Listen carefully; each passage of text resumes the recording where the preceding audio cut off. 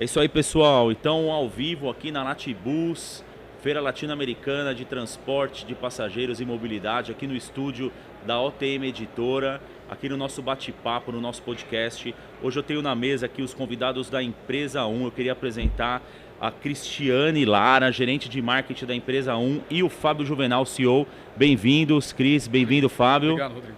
Obrigada pelo convite, Rodrigo. Obrigado a vocês aí pela disponibilidade, pela presença. É uma honra ter vocês aqui. A gente estava conversando um pouco aqui no off, né, nos bastidores, 25 anos da Empresa 1, né? E primeiro que não é fácil completar 25 anos no Brasil, né? Uma empresa chegar aos 25 anos, né? Queria que vocês contassem um pouquinho como é que vocês estão celebrando esses 25 anos, o que faz a Empresa 1, traz um pouco desse histórico aqui pra gente. Então, Rodrigo, os 25 anos, eles representam agora pra gente uma jornada, uma caminhada que a gente vem percorrendo aí, muito voltada para inovação, né? Somos uma empresa de tecnologia, especializada em soluções de transações eletrônicas, controle, bilhetagem. Então, nossa jornada dos 25 anos, nós temos vários marcos importantes que faz parte da história do transporte público do Brasil, na verdade. Então, o início dos cartões sem contato, a evolução dos novos meios de pagamento, o controle da biometria facial. Então, são 25 anos de história estudando tecnologia, investindo em pessoas e em estudo, desenvolvimento de novos produtos, para poder ajudar o transporte a crescer, a modernizar, a evoluir e atender melhor o usuário final, gerando resultado, claro, para quem a gente está ali entregando nossa solução, que são as empresas, né? Esse olhar do ecossistema todo, da mobilidade, do transporte público, é ele que nos motiva e nos faz construir essa história dos 25 anos. Legal, muito. E quando você fala de transporte público, né, a gente está falando de pessoas, né? Majoritariamente a sociedade, né? De uma forma geral, que se utiliza do transporte público para se locomover, né? Então, acho que não tem nada mais humano mesmo, né, do que você contribuir para a qualidade de vida e qualidade do acesso às pessoas ao transporte, né? Muito bom. Ô Fábio, e a gente estava falando, bom, Latibus, né? Primeiro eu queria saber, a primeira vez, vocês já participaram de outras edições? Queria que vocês contassem um pouco se é a primeira vez ou não. E como é que estar no evento depois desse período que a gente ficou afastado, né, em casa, estar em contato com as pessoas, com os empresários? Como é que está sendo para vocês? Hoje é o segundo dia de feira. Como é que foi ontem? Qual que é a expectativa de hoje, amanhã? Como é que, se é possível fazer um balanço já, né, desse primeiro dia? Queria que vocês contassem um pouco para a gente. Acho que a Cris pode contar um pouquinho das outras participações que a gente teve, né? Mas assim, do meu ponto de vista, né? Acho que assim, nossa cultura é uma cultura do contato, né? Exato. A gente quer estar junto, a gente quer ver os amigos, a gente tem clientes, né, que estão há quase 25 anos com a gente, né? E aí a gente tem uma relação ali de amizade com eles, né? De evolução, de construção de tudo que a gente tem hoje junto com eles, e a gente ficou um tempo afastado, né? E assim, a gente está tendo uma oportunidade muito bacana de rever todos aqui, a gente pensar, mostrar coisas novas, tal, pensar o futuro da mobilidade junto. Acho que o que uma feira como essa traz, um evento como esse traz, de muito importante, é justamente você trazer essa contribuição em vários pensamentos, vários vieses, né? De como a gente vai construir a mobilidade, né? É uma cadeia que ela precisa, né, de todos os elementos ali para funcionar, ou seja, do operador, do poder concedente, dos governos, né? A gente teve uma notícia muito bacana ontem, que o governo federal vai subsidiar gratuidades, que é um problema, né, que tem afetado demais a operação, né, e dos fabricantes de tecnologia como nós, né, independentemente daquilo que cada um faça, né, a Empresa 1 ela é mais focada, né, tem uma experiência muito grande, não só, mas muito grande em bilhetagem, mas esse ecossistema de fabricantes de tecnologia, o que a gente pode fazer para suportar. E nesses fóruns surgem muitas ideias boas, sim, muitas ideias legais. A Cris acho que pode contar de como a gente foi como foi a experiência da Empresa 1 nas outras participações que a gente teve. Como foi, Cris? Como é que foi? As feiras são um momento importante para a gente, né? Sim. Essa troca que o Fábio falou. A gente vem, traz a tecnologia, traz uma ideia, escuta o feedback, volta com ela para dentro de casa, né? E daí a gente vai conseguindo evoluir, construir junto com o nosso cliente. E o que ele está falando aí, por exemplo, a importância desse ecossistema, aqui também acontece uma conexão maior entre todos os players que estão aqui, todo mundo olhando na mesma direção, melhorar a mobilidade. Então, a feira para a gente, assim, é uma história, uma oportunidade. Eu, como gerente de marketing, a gente fica ansioso sempre para trazer novidade. Sim, exato. E esse ano está cheio de novidade legal, porque a gente estava aguardando aí, né, os últimos 2 anos sem feira. Mas é uma oportunidade também de ouvir. Por exemplo, vou dar um exemplo aqui. Em 2016, a gente já começava a mostrar, a gente já falava de AMV e QR Code. Tem muita empresa que hoje está projetando um investimento para poder chegar nesse nível de modernidade para o usuário final. Então, a coisa ela precisa nascer na feira mesmo, Sim, sabe? Exato. Ela até dá o tempo de maturação, de entender se aquela solução tem adesão ou não. Você estava falando do cliente final, né? A gente precisa dele. Exato. Não adianta ter uma tecnologia e ele não está preparado para Exato. receber aquilo. Exato. Então, a feira ajuda muito, é muito importante. Acho que a feira é um momento de inspiração, de troca, né, de entender o mercado e os players, tanto o usuário quanto os operadores, né, as empresas operadoras entenderem o que tem de mais moderno, né, o que pode ser aplicado. E aí uma dúvida que eu tenho, a decisão do processo ou do sistema de bilhetagem é uma decisão do sistema ou é uma decisão do operador, da empresa que opera o sistema? Como é que é isso? Tem vários modelos, né? Tá. Tem algumas coisas que são reguladas por contrato de concessão, Tá. aquilo que é o mínimo que precisa ser feito. Alguns desses contratos, eles exigem que o operador ele seja responsável pelo gerenciamento, pela gestão e pelos equipamentos, né? Pelo todo esse arcabouço tecnológico do sistema de bilhetagem. Outros municípios optam por ter isso na mão dele e ter uma outra concessão, por exemplo, para administrar o processo de bilhetagem. Você pega, por exemplo, aqui o Sistema de Transporte Metropolitano de São Paulo. Tá. Né? Eles têm hoje um contrato com uma empresa que administra esse sistema de bilhetagem para eles e ele tem todo o sistema dele lá funcionando e o cara não se preocupa com isso. Outros clientes, por exemplo, na cidade aqui do interior, Campinas, por exemplo, a bilhetagem é totalmente operada pelos concessionários das linhas de ônibus lá. Isso depende muito. Depende, né? do projeto. Depende do projeto do município. Assim, existe vamos dizer assim, um amadurecimento constante disso, né, Rodrigo? O que acontece? Os contratos, eles não são, vamos dizer assim, tem contratos, tem 30 anos, né? Uma timeline de 30 anos, você tem contratos em vários pontos dessa linha do tempo e isso vai mudando, as boas práticas vão alterando, né? A partir do momento que algumas cidades, a tarifa, ela remunera 100% da operação, inclusive as gratuidades, que é como a gente estava falando antes, é um problema sério. Algumas cidades, algumas operações, existem subsídios, né? Agora vindo o subsídio do governo federal, então você precisa de um outro nível de auditoria, eventualmente, né, por questão de governança e compliance, você ter uma terceira parte gerenciando isso e fazendo os relatórios e fazendo essa distribuição nas câmaras de compensação.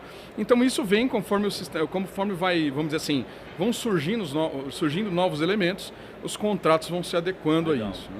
Não, e esse ponto acho que você falou que é legal, a galera que está escutando a gente e vendo a gente também, né, conhecer que o sistema, né, todo esse arcabouço de tecnologia também contribui muito para a gestão, né, para a eficiência da gestão, né? Exato. Então você comentou o que é de gratuidade, o que vai ser repassado, o que vai ficar. Então, enfim, essa parte da gestão é muito importante ter toda essa eficiência de software, de gestão inteligente por trás do sistema, né? Exatamente. Aí entra uma série de coisas, né? Acho que, por exemplo, do ponto de vista de bilhetagem, né? Tudo isso que você falou, exatamente dessa forma, e a questão de evasão tarifária também, né? Assim, a gente, hoje, o Brasil, a gente tem o mundo todo enfrentou um problema econômico, né, global, por conta da pandemia, e isso afeta naturalmente emprego, afeta a disponibilidade que a pessoa tem ali, o cidadão tem, de pagar a tarifa. E aí o cara vai tentando se virar, e eventualmente isso, em algum momento, chegam a acontecer fraudes. Então, assim, a gente também tem um sistema hoje que você consegue checar a biometria facial, inclusive com máscara. A empresa foi a primeira a lançar esse feature para saber se o beneficiário da gratuidade, aquele que está usando o cartão, ele é realmente a pessoa que tem direito àquela gratuidade. E aí você entrega esse relatório para o órgão gestor e ele faz assim, ele aplica o procedimento dele lá. Se ele vai suspender a gratuidade, se ele vai bloquear o cartão, ele pode fazer o que ele quiser, né? Então, isso traz, né, vamos dizer assim, a partir do momento que você tem evasão tarifária, você tem, vamos dizer assim, você não remunera os custos adequadamente, você tem que subir a tarifa. Então, na verdade, você redistribui esse custo para todos os demais usuários, né?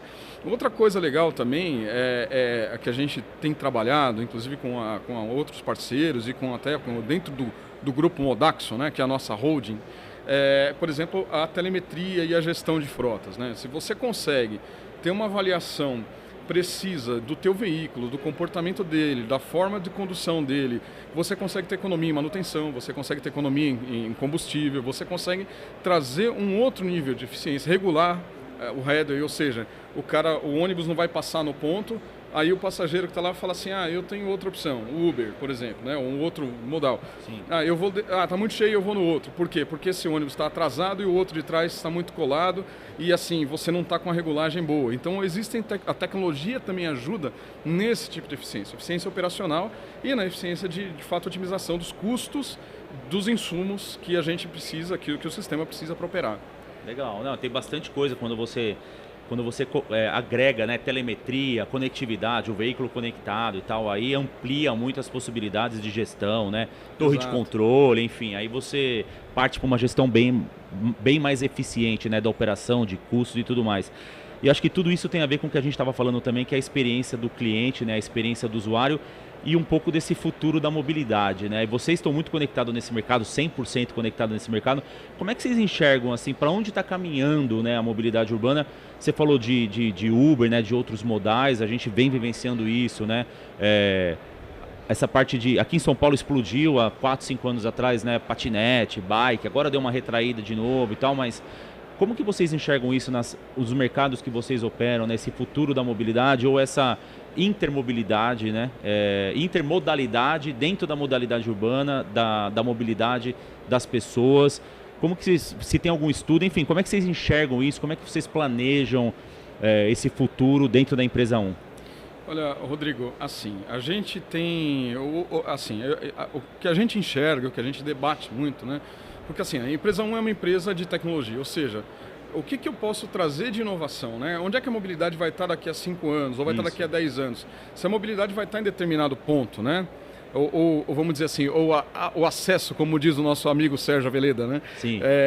Vai estar daqui a 10 anos, eu preciso chegar lá antes, eu preciso chegar em 5 anos, porque eu preciso permitir que os sistemas sejam capazes de atingir o objetivo daqui a 10 anos. E assim, honestamente, o que a gente pensa é que a gente vai começar agora a buscar cada vez mais uma real mobilidade como serviço, um real mobility as a service. Legal. Hoje é importante você empoderar o passageiro, né? A gente tem aí o ABT, né? Que vem bem nessa direção. Ou seja, né, eu saio da minha casa em Belo Horizonte, hoje eu moro em Belo Horizonte, graças aos meus amigos aqui.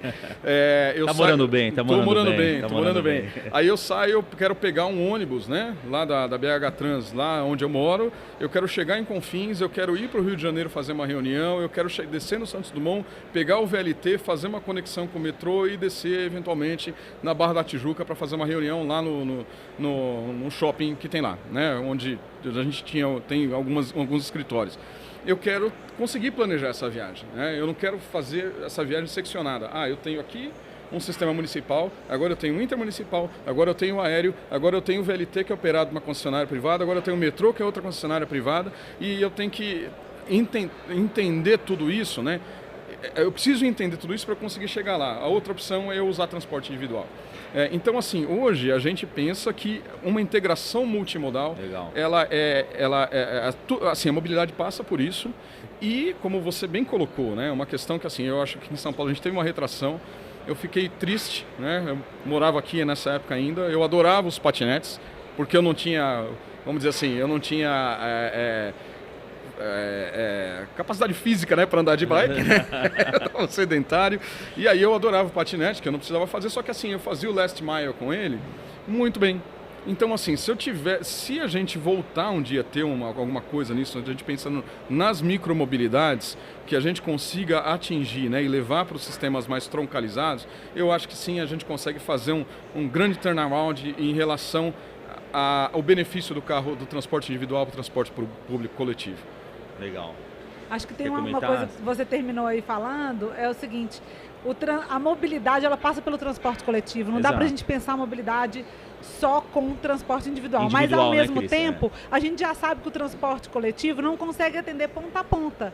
Então a gente precisa falar de integração, a gente precisa falar de um modelo mais completo, né? Então é bem isso que o Fábio estava falando, eu vou pensar até a última ponta. Na edição do ano passado do Fórum Transporte Sustentável, o Claudio Sena Frederico fez uma palestra sobre MAS, né? O tema foi sobre MAS, tinha mais 2 convidados com ele e particularmente para mim foi a introdução ao tema, né? Eu não conhecia, eu não tinha profundidade do tema e é muito isso, né? Você planejar a sua viagem de ponta a ponta e o sistema programar essa viagem, né? Se você vai chegar de ônibus, de metrô, se a última milha vai ser com Uber, ou de patinete, ou de bike, ou de van, ou de táxi, o sistema vai programar isso para você e vai te entregar a viagem de ponta a ponta, né? Exatamente. E para mim está muito claro quando você entra no Google, no Maps, e você pega para ir, e você clica ali que você quer ir de transporte público, e ele mostra para você que você pode ir de ônibus, de trem da CPTM, de metrô, ele mesmo já...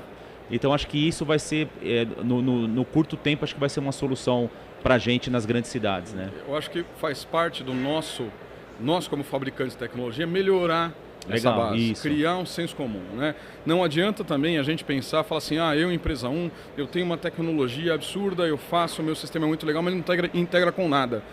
Eu não posso, né? Isso não faz mais sentido, né? As plataformas cada vez precisam ser mais abertas e mais colaborativas, né? Olha que legal, você falou do Google, né? Aqui em casa, a minha família ainda mora aqui, né? Eu estou na empresa faz 3 semanas, né? Então estou aprendendo. Bem-vindo, então, bem-vindo, né, Cris? Obrigado. E eu estava lá em casa, Santana de Parnaíba, e eu estava tomando meu café da manhã, eu falei, eu preciso ir lá para o São Paulo Expo, né? Vamos lá, opção 1, moto. Não dá, o tempo não permite hoje, né? A condição de clima. Opção 2, eu pegar um transporte individual, ou pegar um carro, uma carona, tal. Vi o tempo, falei assim, não, esse tempo não me permite. Opção 3, mix. Aí minha esposa me levou até a estação Antônio João, hoje operada pela Via Mobilidade. Vim de Antônio João até Luz, fiz uma transferência para Luz, peguei o metrô até, poderia vir pela linha 1, eu preferi vir pelo 710, desci em Tamanduateí e voltei até Santos Imigrantes, peguei o táxi e cheguei aqui. Foi o caminho mais curto, extremamente confortável, mais barato, foi excelente. É isso que a gente precisa pensar, né? Tentar montar isso. A gente é do setor, a gente vai lá, a gente tem, você sabe onde pesquisar, a gente tem que tornar isso fácil. Exato. E as tarifas, né? O cara, por exemplo, com o celular dele, ele poder pagar as tarifas de todos os modais e todas as etapas do transporte dele. Não, e tornar cômodo também, porque eu faço isso, eu moro em São Caetano e tem o trem, e eu fui descobrir o trem depois que eu fui morar em São Caetano, e é super cômodo, eu chego de São Caetano na Lapa em 30 minutos, que de carro eu ia demorar 1h15, eu chego em meia hora. Só que pra gente que faz isso de vez em quando é cômodo, né? Agora, para quem tá todo dia, a gente tem que tornar isso mais fácil para quem tá isso todo dia, né? Exato. O sistema ser confortável, fluxo, capacidade de transporte e tal, né? E aí a gente entra com uma coisa, Rodrigo, que é a parte do meio de pagamento, que é a nossa especialidade. Legal. Porque isso também interfere. Sim. Imagina se em cada um desses lugares você precisa de ter um cartão diferente, você precisa de escolher uma forma diferente de pagar. Exato. Né? Em alguns casos você não consegue fazer sem o cartão. Então, essa evolução de integração, a gente vive muito nessa base do meio de pagamento, ela expande, não é só o meio de pagamento, mas o meio de pagamento já também precisa ir para esse modelo aberto de integração, qual a melhor opção para cada usuário, um vai escolher o cartão, outro vai escolher o aplicativo, outro vai escolher o Pix. E tá tudo bem. Exato. Então a gente tem que estar preparado para dar essa comodidade, né? Sim. Isso também já com esse olhar. De lá na frente você ter, talvez, quem sabe, uma assinatura que vai debitando ali. Exato. À medida que você vai usando, Exato. né? Você vai pontuando, você vai tendo benefício com isso, quanto mais usa, mais barata a tarifa e coisas assim que são possíveis de se pensar quando se pensa em um modelo com nível de integração muito alto. Até chegar o dia que você entrar e não ter que pagar nada, ou, quer dizer, você vai pagar, mas você não vai ter que exercer nada, você não vai ter que fazer nada, você vai entrar e já vai ser cobrado, com câmera, blockchain, aquela coisa toda, a gente né? ia trazer isso pra feira, Vai mas chegar, eu ia perguntar isso para vocês, quando que a gente vai chegar nesse nível, olha, na visão de vocês? Olha só, a gente tem tecnologia para fazer tudo isso, tá, né? O que hoje, né, na verdade a gente tem tecnologia para fazer um monte de coisa, né? E quando a gente fala do embarcado, o que limita um pouco, né? Conectividade. Sim. Quando você vai, por exemplo, né, pensando num outro ambiente, você vai para o agronegócio, né? E aí você fala, puxa, tem um monte de dispositivos para controlar, para melhorar a produção agrícola, né? O que limita? Conectividade. Com o 5G começando, eu acho que essas novas funcionalidades vamos dizer assim, elas vão ganhar atração. Muito bem, Cris. Assim, porque elas estão aí, né? É a questão de montar o quebra-cabeça. Você identificar hoje, você usar sua biometria facial, né? Como um meio de pagamento, é possível? É possível. Claro, Tem possível. hoje, nós temos excelentes motores de biometria facial, né? Hoje você consegue, num estádio de futebol, achar um cara que pode ser uma ameaça e você ficar de olho nele. Sim. Lá. Né? Então, assim, colocar isso dentro de um veículo, né? E o cara passar lá e você saber se isso está tarifado ou não, ok, né? É possível. Agora, isso precisa ter, né, conectividade, isso precisa ter um sistema online. Hoje a gente trouxe, né, a nossa bilhetagem, hoje ela é totalmente online. Se você vai lá e, por exemplo, compra lá no nosso chatbot, lá o crédito, né, em 2 minutos ele está disponível em todos os validadores de um sistema. Né? Mas assim, hoje ainda utilizando um modelo 4G. Se fosse um modelo 5G, era milissegundos, o negócio era muito mais rápido. E você poderia ter outras coisas, né? Outras funcionalidades. Hoje, o número de um cartão é uma palavra, né? É um hash pequenininho, um hash de reconhecimento facial, naturalmente um pouco maior, tal, um pouco mais de complexidade, mas seria possível. Né? Então, assim, melhorando, né, a questão de conectividade, eu acho que essas tecnologias logo estão por aí. Eu também acho. Eu tenho certeza que o 5G vai ser um facilitador e daqui a pouco, acho que nós, né, como cidadãos, nós estaremos inundados aí de reconhecimento facial para tudo e pagamento sem cartão, enfim, o nosso cartão, a nossa carteira virtual ali conectada, blockchain. Acho que é questão de pouco tempo, eu acho. Rodrigo, e olha que interessante, você foi falar dessa questão daqui a pouco o nosso rosto aí mapeado por todo mundo, né? Um outro braço importante que a gente estuda muito é a parte de segurança. Porque a gente está descentralizando, né, a informação. Então tá tudo na nuvem, você tem que colocar a segurança em todas as pontas do seu negócio, em todos os momentos, no validador, no cartão, na transação online, no autorizador que está na nuvem. E essa parte de segurança, ela é muito importante também. Então, nós como empresa de tecnologia, quando a gente olha para esse mercado, a gente olha para essa necessidade, a gente tem que ir com esse olhar, né? Então, quando a gente fala, por exemplo, de um ABT, o que significa isso, os créditos todos na nuvem? Que nível de segurança que a gente pode colocar e deve colocar para poder trabalhar essas transações. O cartão passou por isso, né? A gente já teve evoluções de cartão sem contato, onde hoje tem essa mídia, a gente teve que evoluir junto com os nossos clientes esse cartão, assim, ao longo desses 25 anos de história. E agora, essa evolução está sendo levada para o digital. Então, é muito legal conversar sobre isso, porque a gente vive, é o nosso dia a dia. É o dia a dia, né? E é uma coisa que a gente precisa mostrar a complexidade. Não é uma complexidade ruim, mas ela existe. Sim. Ela é inerente ao nosso negócio. Se você quer ir para o online, você tem que estar nesse modelo, né? E é uma preocupação nossa, que a gente estuda e investe nesse meio. A empresa 1, eu estava numa outra empresa antes, era uma empresa que trabalha com sistemas de segurança pública de alta complexidade. Né? E a gente tinha lá uma série de questões relacionadas à segurança cibernética, trabalhos, né? E quando eu cheguei na empresa 1, uma grande surpresa que eu tive foi ver que a empresa 1 tem um Data Protection Officer, que é hoje, né, o DPO, né, famoso, né, que hoje, assim, as empresas depois da LGPD e tudo estão implementando isso, mas a empresa 1 já tinha, né? Ela tem hoje, né, o Júlio, né, um dos nossos gerentes, ele tem todas as certificações internacionais necessárias para que ele possa ser um DPO internacional, inclusive. Isso é muito importante, porque assim, a partir do momento que eu trago para a minha tecnologia a receita, né, o dinheiro do passageiro, ou o dinheiro do operador, ou o dinheiro do governo, eu tenho que garantir que aquilo ali, ele vamos dizer assim, tem o máximo nível de proteção possível. Né? A gente pesquisa isso todo dia, a gente tem grupos de debate dentro do grupo Volaris, do grupo do Modax, da Constellation, para a gente ter um alto nível de boas práticas com relação à proteção de dados. Legal, entregar o melhor serviço, né? A melhor solução para os clientes de vocês, né? Cris, Fábio, muito legal a nossa conversa. Eu queria que você falasse, quem quiser conhecer mais sobre a Empresa 1, onde encontra informações, redes sociais.